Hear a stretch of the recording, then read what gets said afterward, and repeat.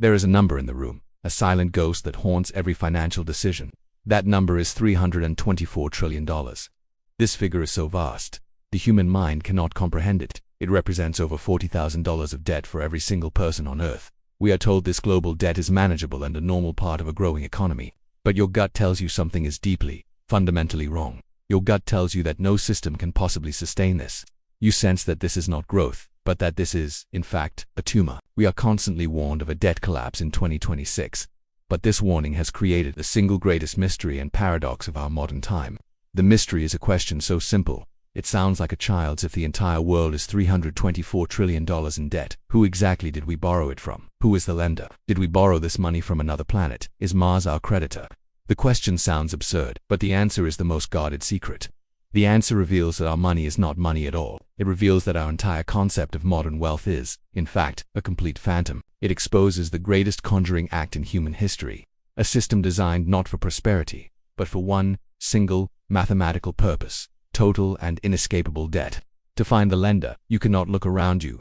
You cannot point to a single person or a single country. You must look back in time. We must first ask a more fundamental question: what is money? For centuries, humanity needed a tool to escape the inefficient system of barter.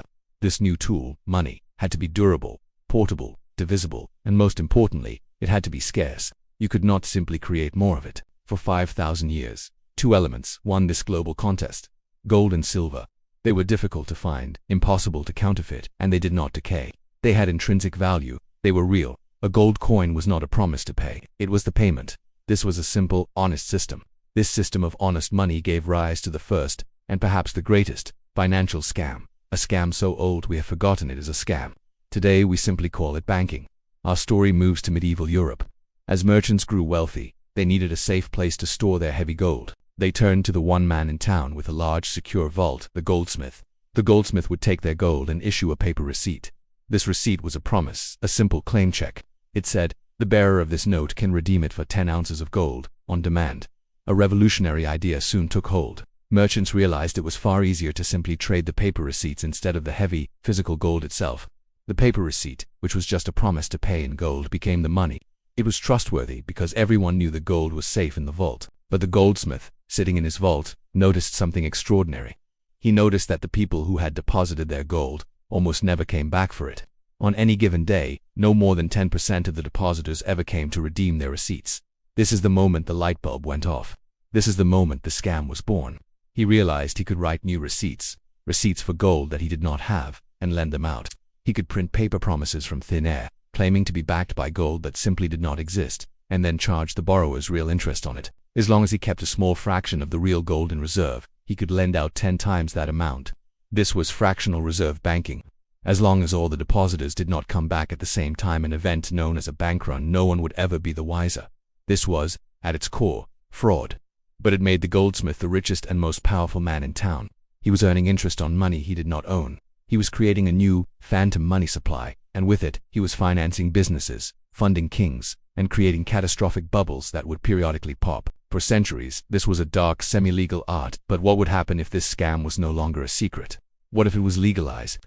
What if it was made the central, mandatory policy of an entire nation? We must now jump to 1694, England. King William III is broke. He has just lost a brutal, expensive war with France. He is desperate for money. He tries to raise it from the nobility, but they are tapped out. So, a Scottish banker named William Paterson comes to the king with a new, radical proposal. It is the goldsmith scam, but on a national scale. Paterson's proposal: he will form a new, private corporation, to be called the Bank of England. This private bank will lend the king £1.2 million. This money will be used to fund the government and its next war. But here is the catch. The Bank of England must be given a royal charter. It must be given a legal monopoly on the right to print that £1.2 million out of thin air, backed by nothing. In return, the king, which is to say, the British taxpayers, would have to pay the bank interest on this new debt created from nothing. Think about the genius of this.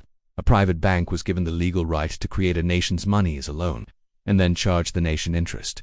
This is the moment the model was perfected. The modern central bank was born. A private company with a government-enforced monopoly to turn a nation's debt into money.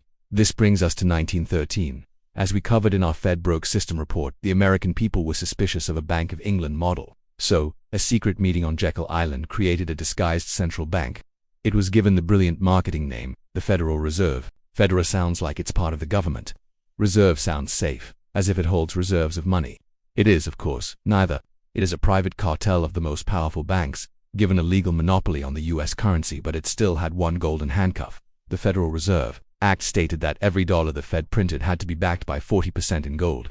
This was the last thread of honesty. This brings us to the final act.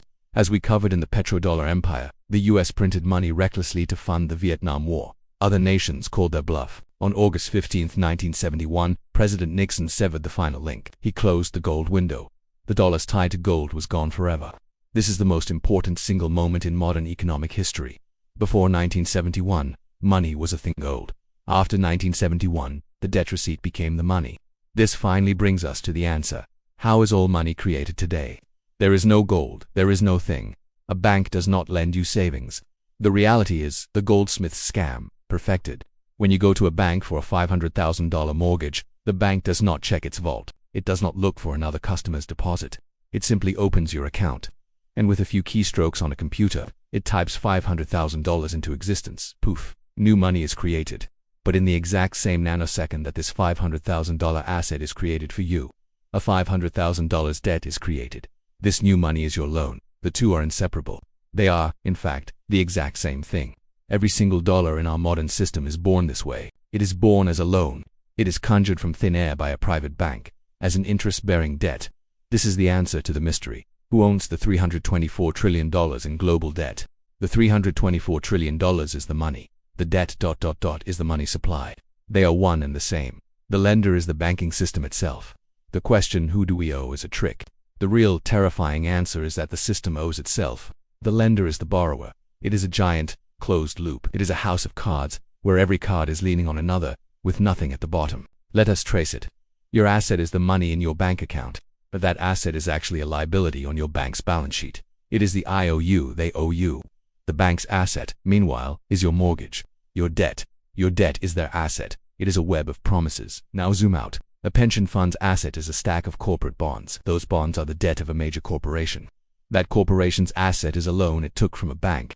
That bank's asset is a bundle of government bonds, which is the debt of the U.S. Treasury. It is a giant, interlocking, fragile web. Everyone is holding everyone else's debt, and the entire group collectively pretends that it is a real asset. For 50 years, this impossible, fragile system has held together. It has defied gravity. How? For one simple reason: growth. But this brings us to the fatal flaw. This flaw is the doom loop. When a bank creates a $500,000 loan, it only creates the principal. It does not create the interest owed on it. So, where does the money to pay the interest come from? It does not exist. It was never created. This is the mathematical trap. The only way for the system to get new money, to pay the interest on all the old money, is for more people to take out more loans. The debt must grow. It must grow exponentially, forever. If the borrowing ever stops, the entire system seizes up and collapses. This is the debt spiral. The system does not allow for stability. It does not allow you to pay it back. It requires constant, accelerating inflation. It requires more and more debt, just to service the old debt.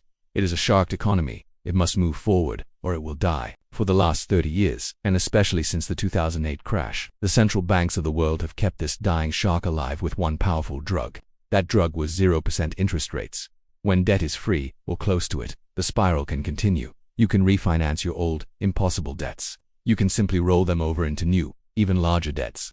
As long as the interest payment is near zero, the game can continue. But, as we exposed in our 1929 report, the central bank's solution, printing trillions of dollars, created a new, massive problem: raging, uncontrollable inflation. So, in 2022, to fix the inflation they had created, they did the one thing the system could not handle. They pulled the drug away. They raised interest rates at the fastest, most violent pace in modern history, and that ... is the trigger for the collapse. This is the pin being pulled from the $324 trillion grenade. The debt bomb is not the $3 valst indigia trillion principle, it is the interest on that principle. Suddenly, the payments on this global mountain of debt are no longer free. They are massive. They are becoming mathematically impossible to pay. The US government, for example, is now spending more money just on the interest on its debt than on its entire national defense budget. It is now forced to borrow over $1 trillion every 100 days, just to pay the interest on the old money. This is the classic textbook definition of a debt spiral. It is the final stage.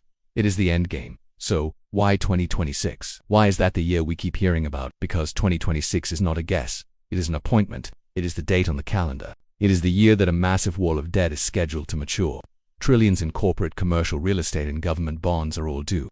All of this debt was borrowed at 0%, or near it, during the everything bubble. It must now be refinanced at the new, cripplingly high interest rates.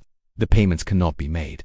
The defaults will be catastrophic. The house of cards ... will finally fall. So finally, who gets paid? Who is the lender that wins in this endgame?